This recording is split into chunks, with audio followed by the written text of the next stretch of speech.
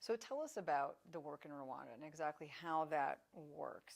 And you can feel free to elaborate how you operate with the local suppliers, the kind of nature of the social enterprise, what happens with profits, how do you deal with skills deficits that I'm sure are apparent in Rwanda.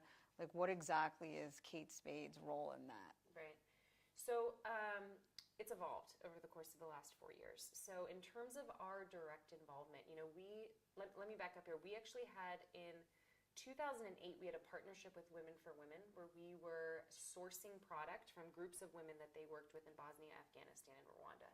And it was a great kind of segue for us to kind of dip our toe into doing women's empowerment work in our value chain.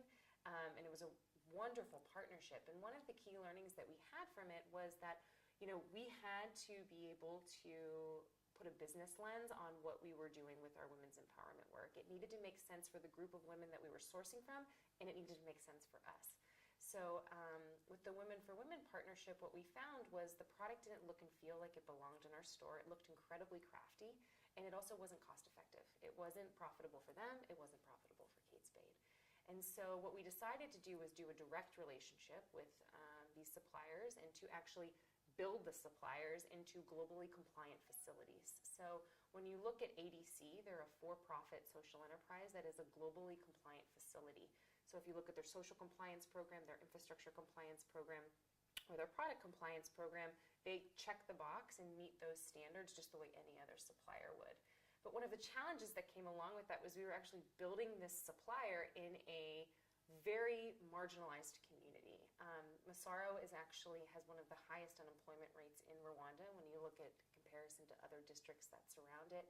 And we needed a high level of talent pool in order for this business to succeed. And so at the early years, we were at that facility every 6 to 7 weeks and had a very, very strong presence. And if you were to ask me, like, Taryn, what was the number one thing that you guys achieved in the first year? Yes, we delivered a collection of products that went on Good Morning America on May 5th of that year, but it was actually building the trust with the individuals that were working and the women that were working at ADC. There's an incredible amount of trust between ADC and Kate Spade, and I'm really proud of that because that's something that we dedicated a lot of time and energy to. And I'm really proud to say that that business actually boasts a 98% retention rate. So the retention rate of the women that are working there, not only are they incredibly, it's a full-time job for women, which sometimes I feel like we don't talk enough about. It's not enough to have a job. The full-time job is really critical. That's maternity leave, that's paid time off, that's health care for them and their family members, as well as a really supportive environment for women, which the supplier facility is. So it's... Does it give those benefits because it's mandated in Rwanda or because ADC wants to do that? A combination of both. So the business obviously complies with Rwandan labor law, and that's something, but it goes above and beyond that. Because ADC is a for-profit social enterprise, how we kind of maneuvered that was they're a for-profit entity, so they're a registered for-profit company, which actually was very important for the purposes of importing. For them to be able to import under the export processing zone status in Rwanda, they needed to be a for-profit entity. And so we set them up as a for-profit business, Rwandan-owned for-profit business. Kate Spade has zero ownership in this company. But what we did is inside of their Articles of Association actually put a few, I would say about a paragraph in there about the social mission of the business and that they're required to actually generate social returns for their employees and for the community. So their board can actually legally hold them accountable to generating financial returns and creating social good at the same time. So this is a follow-on to that. Can you help us understand why you went through all of this trouble? I mean, why not just operate at some advanced manufacturing facility in Asia where you may already have your raw materials? Like, why did you think to create a supplier on the ground in Rwanda where you'd have to spend so much time and energy building the capability of the people? What was behind that? Yeah. So I think one of the things that I've learned, and I'm going to sound like,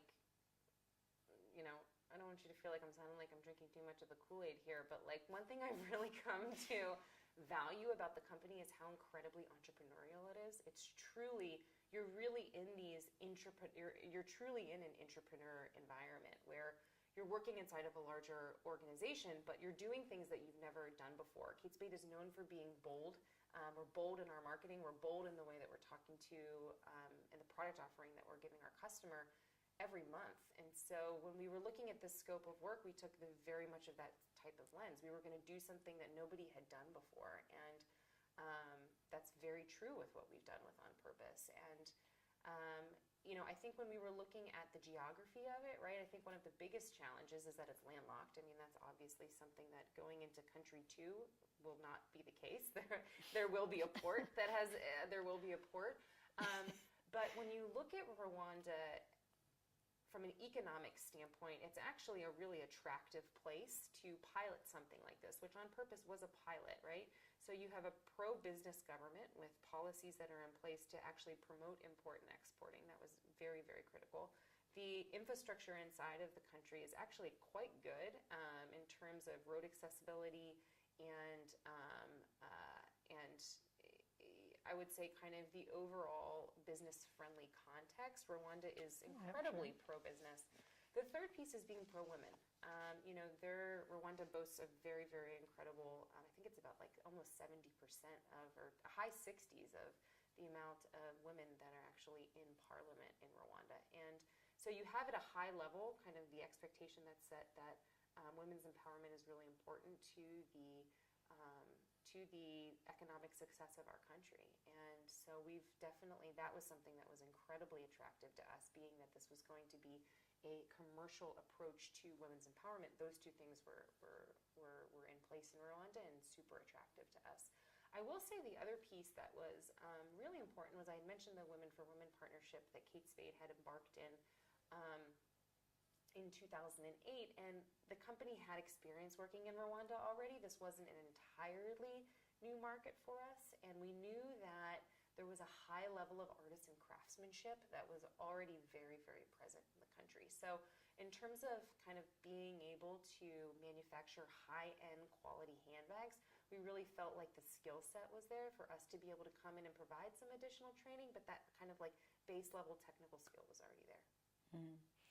And what eventually is in it for Kate Spade is that you have created a line of business that you feel really good about, that it gives you something to talk about in that space. Is it that in the long run you have a lower cost supplier that you might not have had because you've made these investments up front and now you can sort of reap the benefits?